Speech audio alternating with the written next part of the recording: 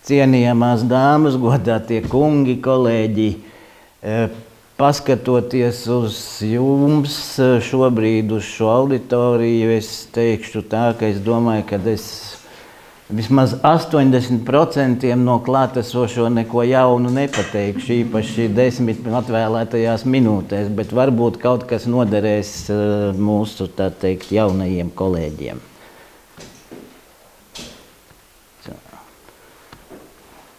Ar kuru? Ar būtību.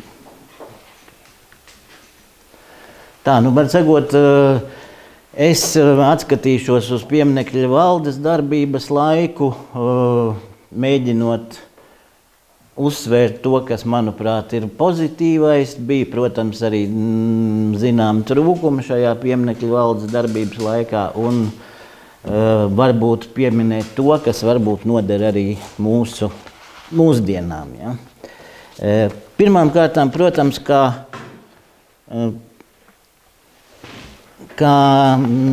es gribētu minēt to, ko Juris jau minēja, kad situācija pēc Pirmā pasaules kara bija diezgan dramatiska, un, protams, kad vēl pat jau neatkarības brīvības cīņu laikā sāka domāt inteliģence par to, kad ir nepieciešams organizēt arī kultūras mantojuma aizsardzību.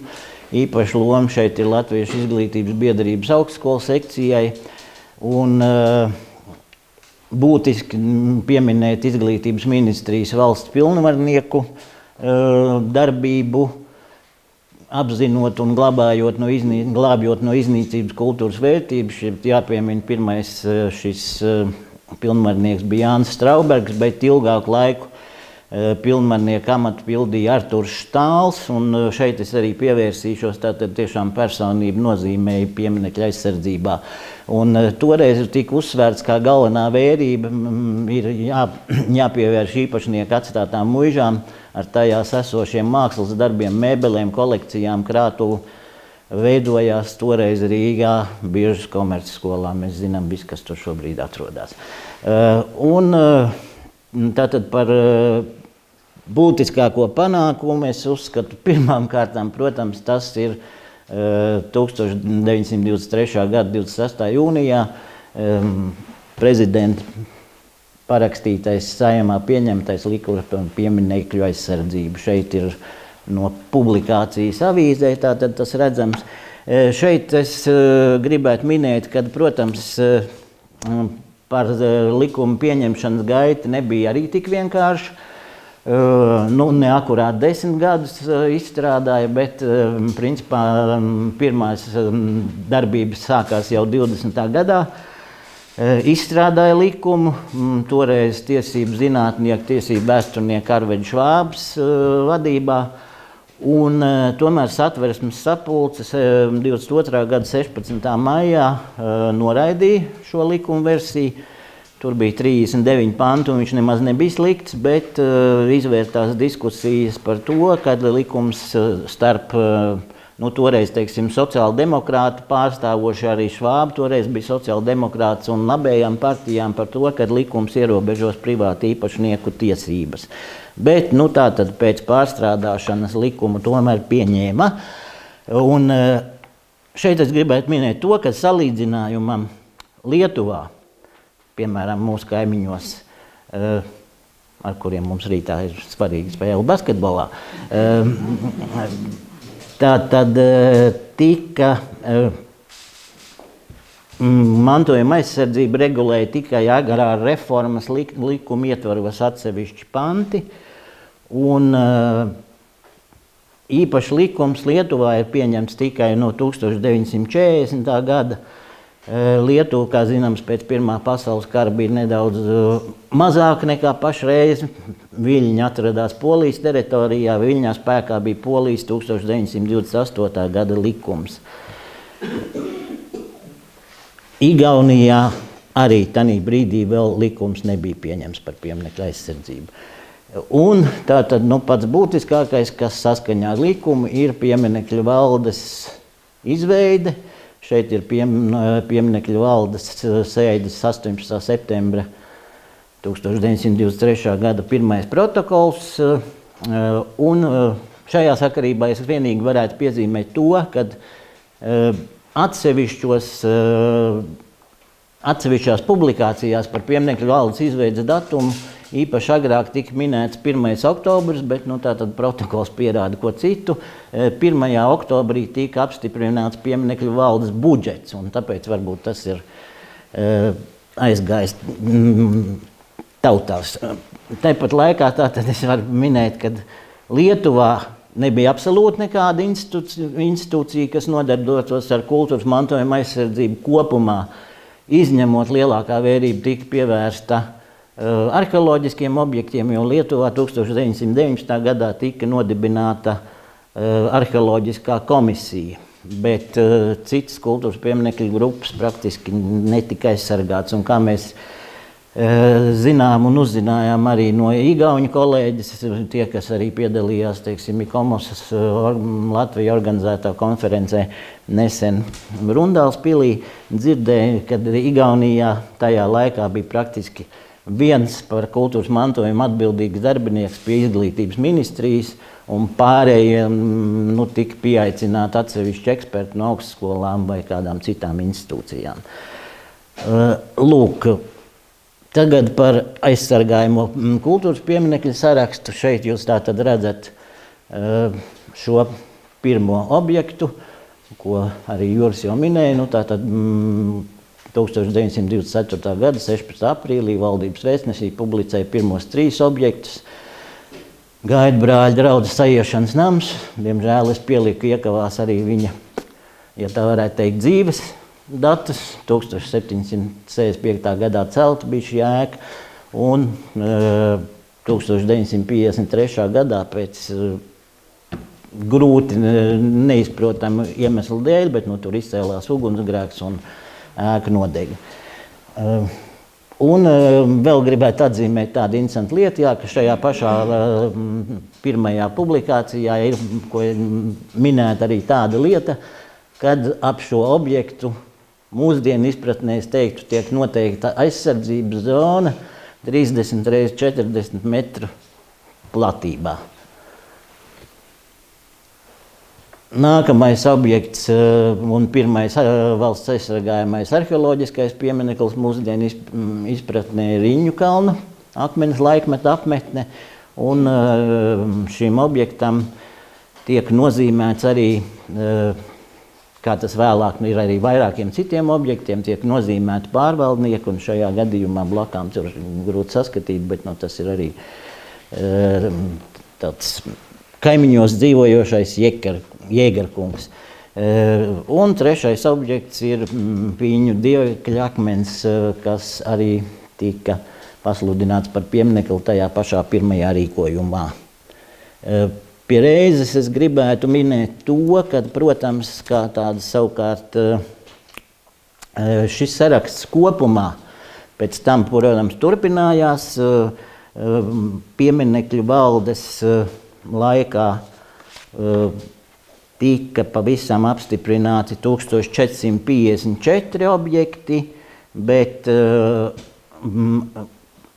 tas ir līdz 40. gadam, bet tātad, kā zināms, pieminekļu valde darbību turpināja arī 41. līdz 43. gadam, kad kopumā tika apstiprināti 2434 objekti.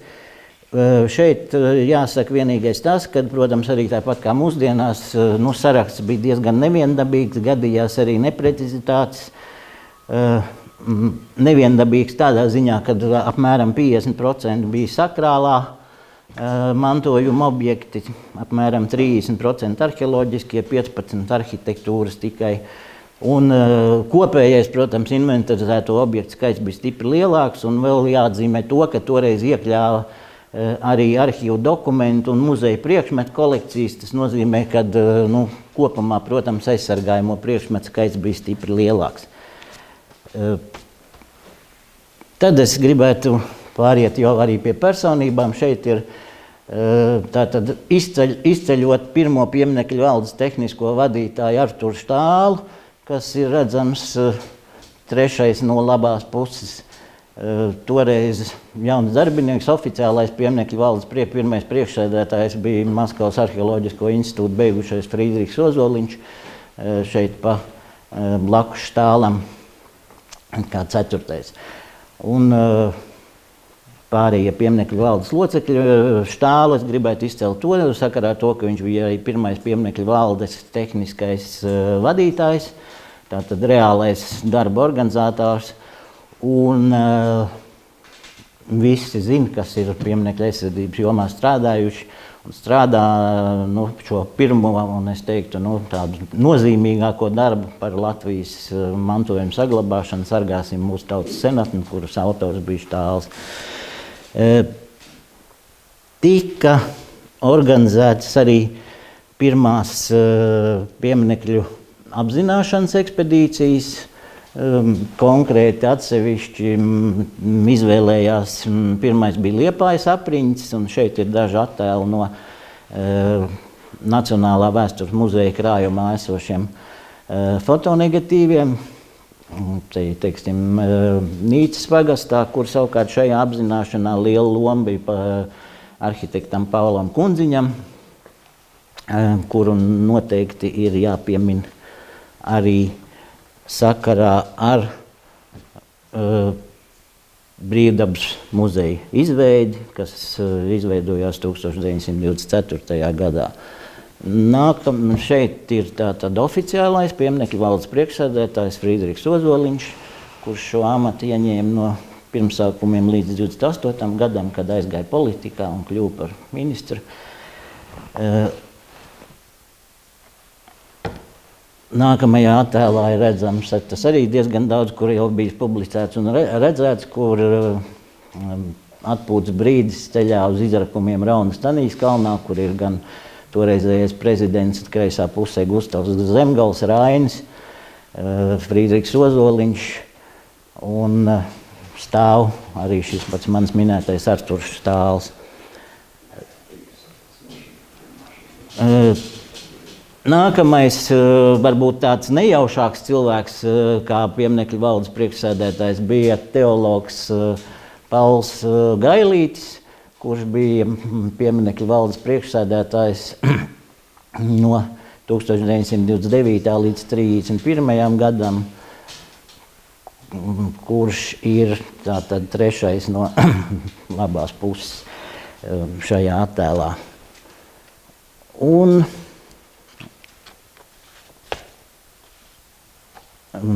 vēl es gribētu minēt, protams, to, ka būtiskas problēmas pieminekļu valdes darbībā, īpaši tās sākumā, bija tas pats, kas ir mūsdienās, tas ir finansējuma trūkums. Šeit es nolasīšu vienu no savu publicētu rakstu, vienu citātiņu, ko es atradu pieminekļu valdes tātad protokola grāmatās. Konkrēti pieminekļu valde uz 1924. 25. gadu pieprasīja 99,992 latus. Bet pēc vairākkārtējas izskatīšanas ministra kabinetā to apstiprināja 19,548 latu apmērā.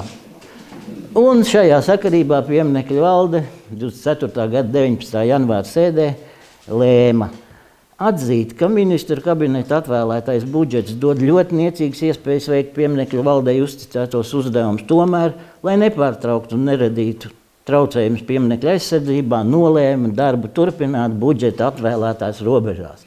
Otrais – izstrādāt turpmākās darbības plānu atvēlētā budžeta robežās, piegriežot vērību neatliekamiem pieminekļu aizsardzības darbiem. Un trešais, kas ir interesantākais, atteikties no budžetā paredzētās atlīdzības 800 latu valdes locekļiem par sēdēm. Tātad entuziasms vienmēr ir valdījis vairāk pieminekļu aizsardzības sistēmā. Un, protams, ja tā varētu teikt, priekšpēdējais pieminekļu valdes priekšsēdētājs profesors Francis Balodis, arheologs, kurš pieminekļu valdes priekšsēdētājs bija no 32. līdz 34. gadam. Un šeit es savukārt gribu minēt to, ka Balodas, protams, viņa laikā lielākā vērība tika pievērsta tieši, protams, loģiski, kad arheoloģisko pieminekļu aizsardzībai un arheoloģisko pieminekļu izpētei notika izrakumi, gan lielākie objekti ir Latvijā, tātad Mežotnē, piemēram, kur ir redzams arī Tentels un Ģinters, un savukārt bija pietiekami laba starptautiskā sadarbība ar mūsu kaimiņiem, kur labā pusē ir izrakuma Apolē, kur tātad Lietuvā, kur ir redzams gan Balodas attālu ģenerālis Nagēvičs no lietuviešu puses un Latvijas un Lietuvas karogi. Un vēl par starptautisko sadarbību un pieminekļu valdes pozitīvām lietām gribētu minēt to, ka, piemēram, nevar nepieminēt arī Hariju Moru, igauņu arheologu, kurš tajā laikā aktīvi darbojās arī Latvijā. Un pieminekļu valdes publikācijas bez jau vēlāk un Jūra pieminētām senatni un mākslas, kas, protams, bija jau visdziļi zinātnisks un tipogrāfiski, poligrāfiski augstas raudas izdevums, tad tika izdot arī pieminekļu valdes krājumi no 1928. gada, tā skaitā, teiksim, archeoloģijas raksti un atsevišķi izdevumi par citiem objektiem. Vēl attiecībā par pieminekļu aizsardzību dinamiku, šis ir tāda izvilkums no kolēģa Riharda Petersona 2006. gada publikācijas izdevumā Māksla un politiskie konteksti, kurā redzams, kad kopš Baloža stāšanās amatā, un viņš ieņēma daudzas dažādas amatus, no šī iekļaušana pieminekļu sarakstā mazinājās objektu, un arī jāpiemina, protams, kad Ulmaņa autoritārā režīma laikā daudz kas tika arī vairāk politizēts, kā jūs labi ziniet, arī bija idejas par atsevišķu viduslaiku piļu nojaukšanu, ko gan nerealizēja, tāpēc, ka tā tad viss vāciskais ir slikts, ja tā varētu teikt, un jāceļ tikai ir mūsu nacionālā pašapziņa.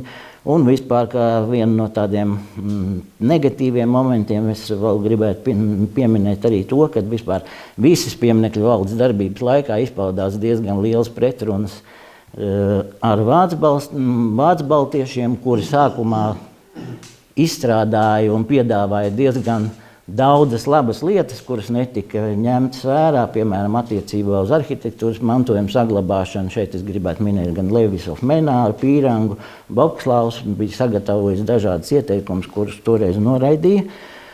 Un viena liela problēma bija arī, bet tas jau ir saistīts jau ar 39. gadu, kad bija repatriācija ar vācbaltiešu izveidoto biedrību arhīvu un muzeju kolekciju pārņemšanu, kur tur bija diezgan daudz un dažādas jukas. Un šeit ir tātad pieminekļu valdes priekšsēdētājs Vācu okupācijas gados 1941.–44. gadā Werners Tepfers, ģenerālis pēc būtības tātad militāra persona, bet kas interesējās tiešām par senatni. Un šeit varētu minēt to, ka Tepfers bija ļoti aktīvs arī pēc tam Latvijas centrālās padomes loceklis, organizēja bēgļu evakuāciju un piedalījās organizēšanā uz Zviedriju, un arī Zviedrijā turpināja savu darbību, un šeit ir arī grūti saskatāms, bet ir interesants dokuments, kas ir savukārt Tepfera parakstīts, bet toreiz viņš ir kā ārlietu ministrijas administratīvās un protokolu nodaļas vadītājs, informē Baloža kungu, pieminekļu valdes priekšsēdētāju, par to, kad pagodinās nosūtīt šeit klāt arhitektiem Pēterim Ārendam un Jānim Jaunzemam, tātad abiem pieminekļu valdes darbiniekiem, savā laikā piešķirtā Zviedrijas vazas ordeņa diplomu, kurus laipni lūdzu izsniegt apbalvotiem pieminekļu pārvaldes darbiniekiem. Pielikumā ordeņu diplomi. Īstenībā tāds pārskrējiens, vēl, protams, ko es gribēju pieminēt, un ļoti īsi, un tas, man liekas, ir tiešām tas, kas ir svarīgi arī nākotnē, Tas ir pieminekļu valdes laikā bijušais ļoti aktīvais kontakts un sabiedrības iesaisti. Tātad pieminekļu valdei uz 30. gadu apmēram bija vairāk kā 300 tā saukto līdzdarbinieku, kuriem bija savas apliecības, bet tas bija tikai, varētu teikt, tāds godāmats. 30. gadu beigās šo līdzdarbinieku skaits Baložu laikā samazinājās, tāpēc, ka tika izvērtēti, varbūt arī pamatoti un konstatēts, ka atsevišķi līdzdarbinieki nedarbojās aktīvi vai pat atsevišķos gadījumos izmanto savu šo apliecību sautīgos nolūkos, un tad palika kādi 119 pieminekļu valdes līdzdarbinieki, kuriem bija visas tiesības, tā teikt, pārbaudīt kultūras pieminekļus dažādās teritorijās. Un es domāju, ka tas, kas mums noteikti no pieminekļu valdes darbības ir noderīgs nākotnē, tas ir tiešām tas, kas ir saistīts ar šo sabiedrības iesaisti. Vienalga šobrīd varbūt tas ir gan pieminekļu īpašnieki, gan arī atsevišķas sabiedriskās organizācijas, dažādas apkaimju biedrības un tā tālāk, kuru darbība, manuprāt, ir attīstām un tikai veicinām. Un otra lieta, kad es zinu, kad mūsu vidū ir vairāki tagad jauni, bet jau zinoši speciālisti, kuri noteikti turpinās arī to tradīciju, kas bija pieminekļu valdes laikā, kad arī tad bija pārsvarā jauni, zinoši un savā lietā ieinteresēti cilvēki. Un tas ir tas, uz kā ir vienmēr balstījusies pieminekļu valdes un pieminekļu aizsardzības sistēma. Un es ceru, ka arī jaunie cilvēki šeit ir uz palikšanu. Tāpat kā tas bija pieminekļu valdes laikā, kad ne īpaši daudz, tā teikt, protams, bija arī atsevišķi gadījumi cilvēki, bet lielākoties strādāja visas pieminekļu valdes gadus, un daži turpināja, kā zināms, arī daži emigrēja, daži turpināja strādāt arī pēc Otrā pasaules kara. Tā kā uz priekšu, paldies par uzmanību.